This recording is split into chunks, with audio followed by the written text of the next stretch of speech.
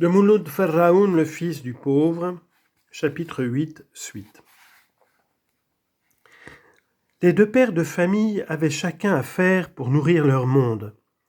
S'ils ne se souhaitaient pas la misère réciproquement, ils étaient néanmoins incapables de s'entraider. Les mères, c'était autre chose. Étrangères l'une de l'autre, elles ne s'étaient jamais estimées. Elles ne tardèrent pas à devenir ennemies. Elles se mirent farouchement au travail, aidant le mari, dressant les enfants, tendant tous les efforts, affermissant toutes les volontés vers un but suprême, montrer aux yeux de tous qu'on n'a rien perdu en partageant, qu'on est plus heureux qu'avant, surtout plus heureux que l'autre. Mon père, un rude fellah, débroussaillait, défrichait sans cesse et plantait. Au bout de quelques années, nos parcelles changèrent d'aspect. En plus de cela, il entretenait une paire de bœufs, un âne, une chèvre et 2 moutons. Les bœufs ne nous appartenaient pas. Un riche quelconque nous les confiait au printemps. Nous les engraissions et nous pouvions mettre en valeur nos propriétés. Vers le mois d'octobre, nous les vendions et il nous revenait le tiers du bénéfice. L'âne nous appartenait ainsi que les moutons et la chèvre. Le premier nous rendait beaucoup de services.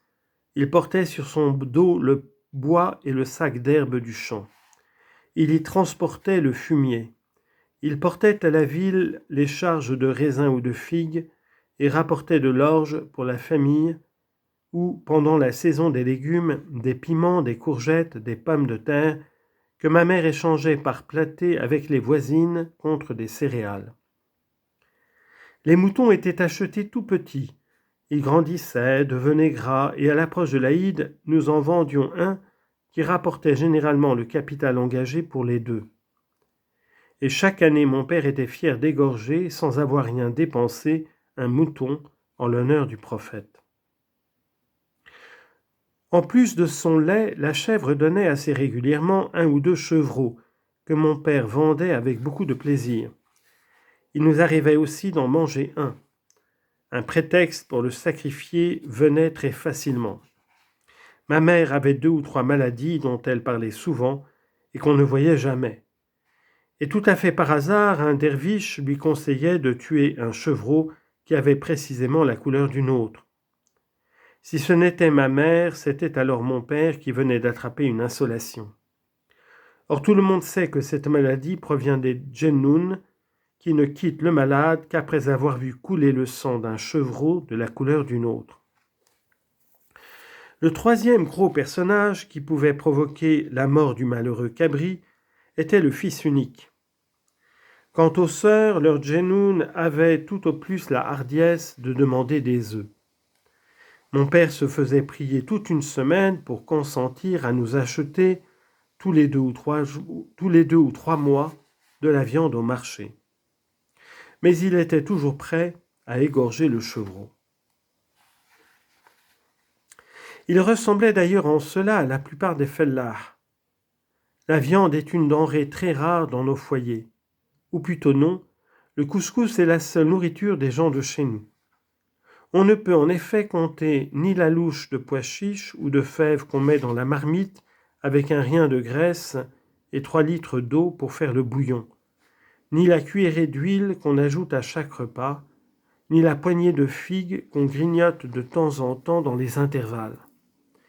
À part cela, on a la faculté de se verdir les gencives avec toutes les herbes mangeables que l'on rencontre aux champs. On est libre aussi de se remplir le ventre à tous les ruisseaux limpides qui dégringolent des coteaux, et l'on peut en guise de primeur manger toutes les prunes, les pommes ou les poires encore vertes que les dents peuvent supporter. Nous sommes des montagnards, de rudes montagnards, on nous le dit souvent. C'est peut-être une question d'hérédité, c'est sûrement une question de sélection naturelle. S'il naît un individu chétif, il ne peut pas supporter le régime. Il est vite éliminé. S'il naît un individu robuste, il vit, il résiste. Il sera peut-être chétif par la suite, il s'adapte, c'est l'essentiel. Pour en revenir au Menrad, le père Ramdan réussissait avec beaucoup de vigilance à assurer à sa maisonnée le maigre couscous quotidien. Lorsque les travaux des champs étaient momentanément arrêtés durant la période qui s'écoule par exemple entre la fenaison et la moisson, ou bien entre la moisson et le battage, il se faisait manœuvre et aidait comme journalier 2 maçons qui construisaient pour les riches. Quand on a bâti au village le premier moulin à huile avec la presse hydraulique, puits et pompe, mon père y a travaillé 22 jours. Ces journées m'ont laissé aussi leurs souvenirs.